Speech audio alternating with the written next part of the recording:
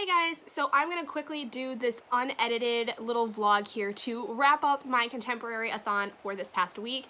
So this was the first time I had ever done Contemporary-a-thon, and I was so excited to actually be able to do it because I wanted to do it last year in September, but unfortunately with being in school, it was just going to be way too crazy for me, and so I was really excited to be able to finally do it this time. So thank you to all the hosts for doing this. Chelsea, Natasha, now that I know how to pronounce your name correctly, Julie and Melanie, you guys have been so great. I've loved doing all of the challenges, all the Instagram challenges and everything. The vlogs have been so fun to do and edit, so I am just really happy that I have done as well as I did over the course of this week, even if I didn't complete all of my reading challenges I wanted to. So going into that, let me tell you guys the books I end up reading for this week. So I had 4 books that I was planning on reading over the course of the week, and I got through 2 of them. I'm working on the 3rd, as the other 2 books I'm reading are already going to be used for the booktube games that are going on this month as well. So they are still going to be read. It's just not going to happen during Contemporary-a-thon, obviously. But the first one I finished was Ellen Hopkins's People Kill People. This was for, I think, a Dark and Taboo challenge. I don't remember off the top of my head exactly. You can go check out my TBR video for the month to know what books these challenges worked for. But yeah, this one was a 5-star read for me. I absolutely loved this book. It was so heavy, but also so incredibly important for our United States modern society because of a lot of the things that are discussed about gun control and immigration within this novel.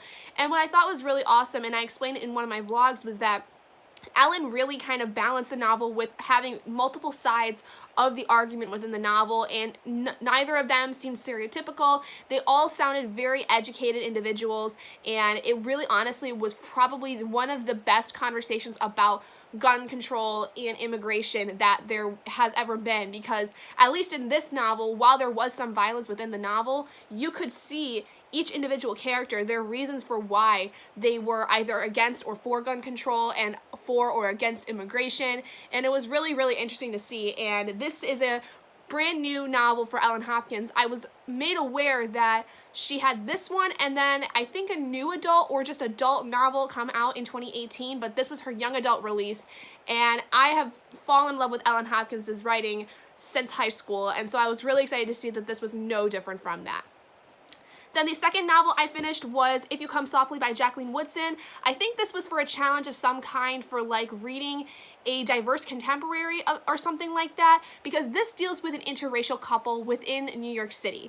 The story basically goes that, you know, there are 2 characters in this story, Ellie, who is a Jewish white girl, and Jeremiah, who is a black teenager. They're both about the age of 15, and they meet and they kind of have like an insta-love kind of connection, and they really start getting invested within each other. But the problem is that in New York City, you know, interracial couples are really kind of looked weird at because it's so out of the norm. It's not necessarily like taboo or anything, but it's kind of odd to see that happen because it's apparently not as common as it should be, or as I think it should be, because I believe, you know, people can love whoever they want, whether it's somebody of the same race or different, different race or different gender or anything. Like, it doesn't really matter. But this story kind of delved more into kind of the way that people look at interracial couples, not just, you know, modern society, but the families, because, like I said, Ellie is a white Jewish girl, so, you know, there's some ideas that she talks about that are kind of discussed, but they don't really go much in depth with the family side of it. So I don't know, it was really short. Jacqueline Woodson novels are really short usually, but I felt like this one was more shorter than I wanted it to be. Really, I thought it was just a little too quick for my liking, and so I ended up giving it a 4 out of 5 stars because I still really liked it. I still think it brought up some really great things to discuss when it comes to you know, the idea of interracial couples and whether, you know, they are looked down upon or they are kind of celebrated. I would celebrate them because, you know, like I said, people can love whoever the heck they want and it shouldn't matter.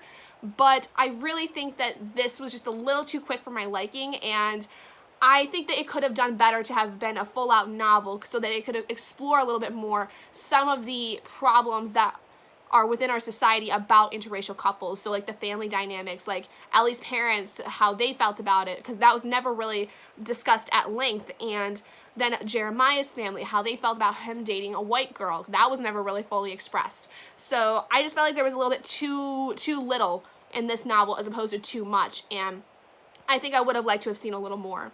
But yeah, so I had 2 other books that were on my TBR and they weren't really gotten to. I am working through the 3rd one, which is The Inexplicable Logic of My Life. I am over halfway done with that at this point, and I really like it. I think it's a lot better than Aristotle and Dante Discover the Secrets of the Universe. It definitely is more interesting, and I like that in this novel I kind of see the point a lot quicker than I did with Aristotle and Dante. And then my other one was Where She Went by Gail Forman, and I'm a little nervous to get to that one because it's been so long since I read If I Stay, so I don't know if I'm going to remember a lot of things. I do remember very vivid scenes from If I Stay, but I just don't know if I'm going to enjoy it as much. But it is supposed to be set like 3 years after, so I think that they're going to give me enough background to remember, but I don't know, we'll see. But if you guys did Contemporary-a-thon yourselves, please let me know how you guys did and what you read. I would love to know your thoughts on the books that you ended up going through.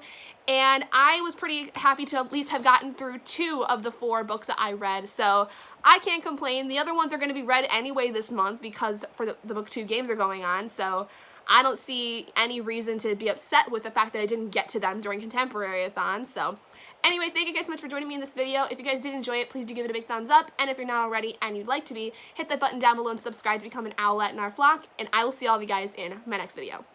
Bye, guys!